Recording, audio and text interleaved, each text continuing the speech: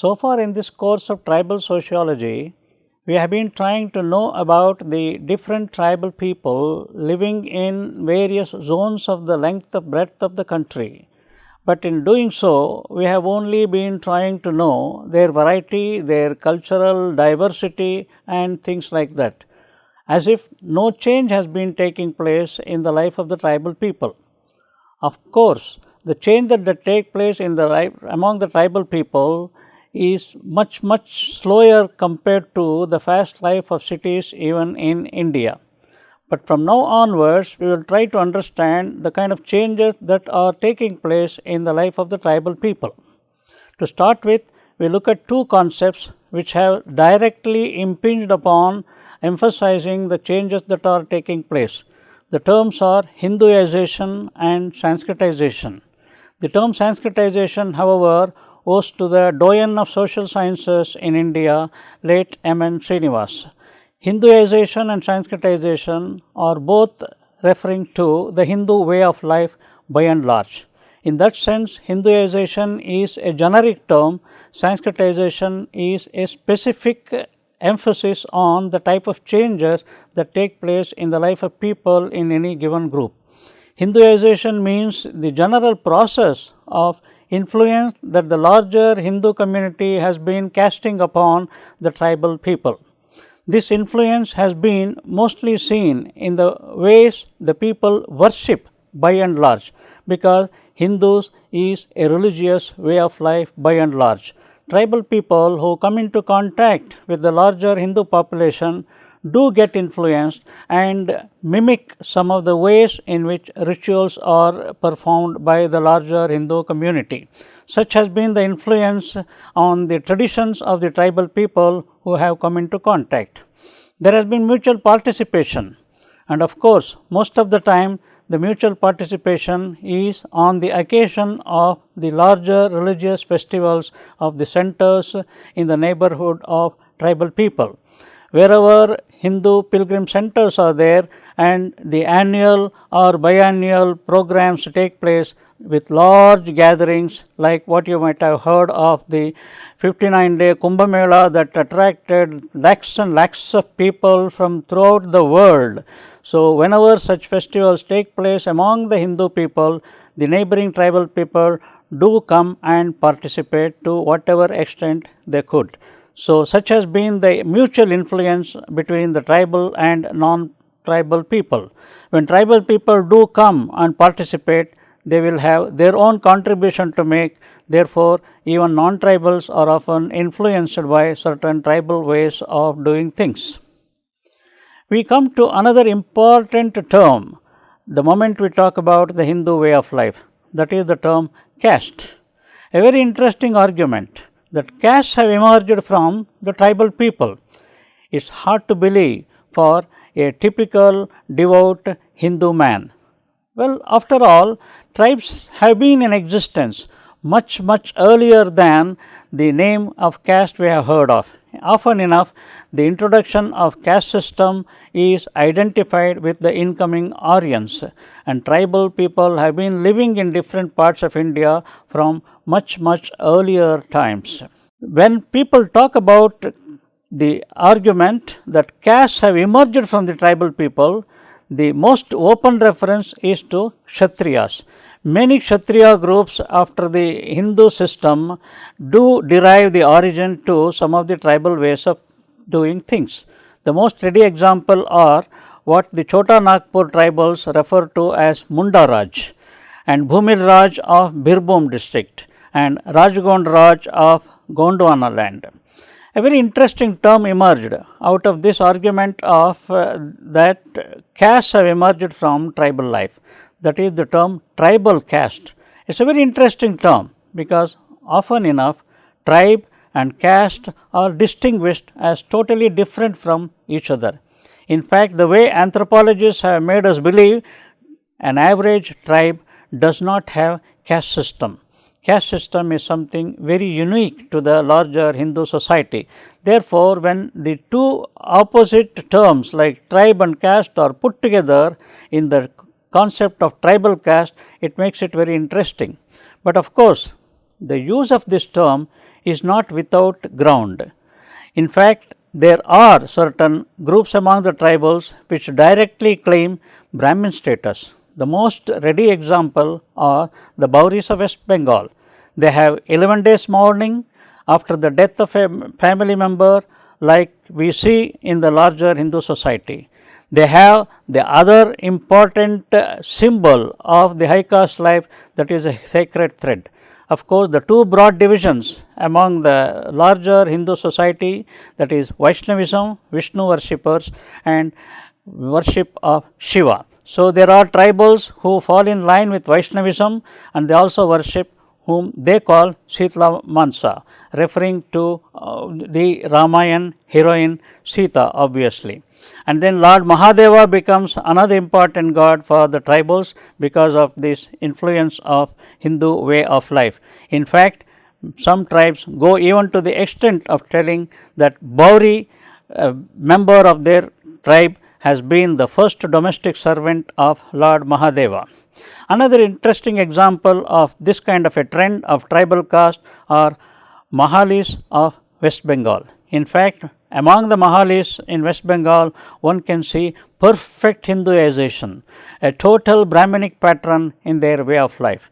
Coming back to the term of Sanskritization, which, as I said, was coined by M.N. Srinivas, who said he was so convinced about the process of Sanskritization, by which he meant lower caste groups copy the models of ways of life of the higher caste people, and the higher caste people themselves drawing the ideals from the Sanskritic texts. So, the term Sanskritization. Now, back to the term Sanskritization for a moment. Strictly speaking, when late Professor M.N. Srinivas coined the word Sanskritization, he had originally used the word Brahminization. Thereby, in his own mind, probably, he presumed that the Brahmins derived their ideals from the Sanskritic texts. So, he directly used the word Brahminization to begin with. But then there were other researchers in other parts of India who claimed that what happens in certain communities where there are no Brahmins at all, like for instance the Rajputs in Rajasthan. There are any number of villages with no Brahmins around, and Jat Sikhs of the northern parts of India, where also there may be no Brahmins. Then they came up with parallel terms like Jat Sikhization and Rajputization. Srinivas quickly restructured his definition and used the word Sanskritization, dropping the term Brahminization. But in the back of his mind, Srinivas was so convinced that the ideals are drawn from the Sanskritic texts, that is, the different epics. To give one ready example of the influence of Sanskritization among the people of the lower caste groups is the practice of teetotalism, that is, giving up alcohol, giving up non-vegetarian food, and also giving up smoking. Together they are called teetotalism. So, one of the significant ways lower caste groups tries to Sanskritize is taking to teetotalism. Ideas and practices are drawn from the great tradition. Now, great tradition is a relative term. Great tradition is the term referred to the larger community. In contrast, the tradition of the tribal people would be referred to as the little tradition. And the practice transference that takes place between the great tradition and the little tradition are both ways. That means, some from great tradition are copied by the little tradition, and some from the little tradition are copied by the great tradition. And in fact, the terms for these processes would be referred to as universalization and parochialization. Universalization, when items from the smaller tradition, the little tradition, are carried over to the great tradition and they become part of the ways of doing things in the larger community. And the reverse of it, that is, certain practices copied by the little tradition from the great tradition to suit the locally available materials and ways of doing things would be known as parochialization. A word about Hinduism. How do people do get influenced by Hinduism by and large. In fact, Hindus, as I said earlier, are known for religious ways of doing things. Therefore, among the Hindus, the centers of pilgrimage become very, very important in their way of life. And sometimes it is referred to as Sanskritic Hinduism, because most of these centers of pilgrimage do have the Sanskritic ways, including the chanting of mantras in the Sanskrit language. So, it is referred to as Sanskritic Hinduism. Of course, one should not forget that the movement that came up against the Brahmins, starting in Tamil Nadu particularly, was in the forum of introducing Tamil in place of Sanskrit. Therefore, it is important for us to note that Sanskritic Hinduism has had a distinct influence on the tribal life, particularly in parts of India other than down south. Sanskritic scriptures are different languages. In fact, Sanskritic scriptures got translated into different languages only after this influence of Hindus on the larger communities. In fact, Ramayana and Mahabharata, which have got translated into several other Indian languages, are solid examples of how Hinduism has been trying to spread its influence on other communities in the neighborhood which are not the caste Hindus as such. One of the most important influence of Hindu way of life on the tribal people is the change from monotheism to polytheism. Hindu communities, Hindu way of life, Hindu religion has always been known the world over for multiplicity of gods and goddesses. Any average tribe, not only in India, in fact, anywhere in the world, is normally known for worshipping just one god or one goddess. That too, not even in the human form. It may be in some kind of a symbol, even a kind of a spear, kind of the trident that we have in the Hindu society. Any symbol, even the totem symbol, totem itself would be identified as a god or a goddess. So, an average tribe in India has been always known for monotheism, that is identifying only one god or one goddess. But Hindu influence has opened them up into polytheism. Of course, universalization process that has taken place in tribal life when it comes to religious ways of life is to identify their own god or goddess with the Hindu pantheon. Therefore, any god that they are worshipping, depending on the neighborhood Hindu community, would be identified as an incarnation of Vishnu on the one hand or incarnation of Shiva on the other. Similarly, goddess as an incarnation of Lakshmi or an incarnation of Parvati. Such has been the influence of the Hinduistic way of life on the tribal people. Now we will come to the most important part of the life of the people that is taking place, and especially after the interaction between the tribals and non-tribals, that is the concept of social mobility. Now, the basic question, Sanskritization, as Srinivas argued, results in some kind of mobility. Please note, social mobility is not physical mobility. Social mobility basically refers to the movement of the people higher or lower in the hierarchical order. Here we need to note at once that traditionally an average tribe has not been known at all for hierarchy, except the tribal leader, who would be the unquestioned topmost person among the tribal people. The rest of them would be dealing with each other on egalitarian basis. But particularly after the influence of Hinduism and Sanskritization process, there has been some attempt of social mobility among the tribal people.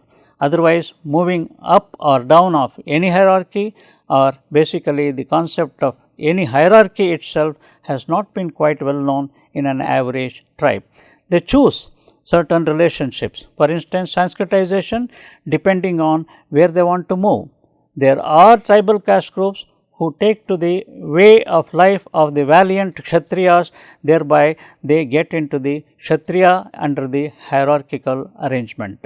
In fact, Kshatriya level has been one of the easiest for tribal people to get into the caste structure. Brahmins has been very difficult because Brahmins have always been the most ideal way of life among the Hindus.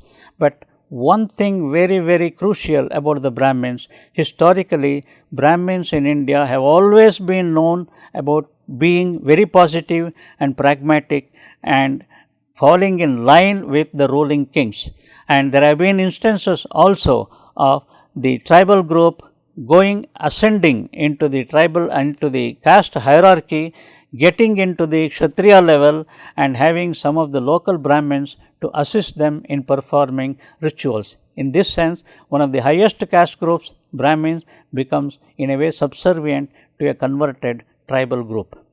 Because Brahmins have always been very pragmatic in approaching those in power. If the tribal people became the local kings and had power, Brahmins were pragmatic enough to fall in line with them and serve those in power. Learned Brahmins patronized the kings. In fact, Hindu history is replete with examples of almost every king having a Brahmin as an advisor. Finally, we should note that every religious center in India in its own way has been a source of Sanskritization. In fact, the first thing that tribal people who want to become socially mobile will do is to get in touch with these religious centers, go and participate in their annual, biannual or occasional celebrations and make their own contributions, including various donations of their own artifacts and also in the cultural programs of the particular religious center during the Mela. All through India's history, learned Brahmins have always been patronized by the kings. It's in a way kind of symbiotic relationship. Brahmins depended on the kings for their own livelihood and kings depended on the Brahmins as advisors for various problems that they were facing in their own kingdom. But in one way, every religious center has been a source of Sanskritization for the larger population, tribal as well as non-tribal. And the occasions where mostly this takes place are the various melas, the annual programs of celebrations of particular religious center where tribals come into contact with the non-tribals. They make their own contribution in the form of artifacts and also in the form of service, intermingling with the non-tribal people. In fact, the religious centers have been one of the greatest sources of changes that come about among the tribal people. In this particular episode, we have been trying to understand with special emphasis on the changes that have been taking place, because earlier we studied the tribals as if there are no changes. 2 or 3 things to highlight in this particular episode: the concept of Sanskritization, a very specifically defined term in order to identify the types of changes that take place among the tribal people who want to participate in the larger Hindu society and become part of the local hierarchy of the larger Hindu caste society. And a very interesting term that came in is tribal caste. Although tribe and caste are always contrasted as 2 different and distinct concepts, but tribal caste, where these 2 terms are put together, presents a very interesting argument. After all, tribes have been in existence much earlier than the caste Hindus came into existence. Therefore, the argument that some of these castes are origins from the tribal people themselves. Some examples we have noted are the Kshatriyas as well as the Brahmins. The Kshatriyas from the middle and the western parts of India, Rajasthan, Madhya Pradesh and Gondwana, and particularly the Brahmins in West Bengal who beat out the larger non-tribal Brahmins in their way of life, following almost everything that the Brahmins follow in their routine way of life, as well as the occasional situations in Brahminic way of life.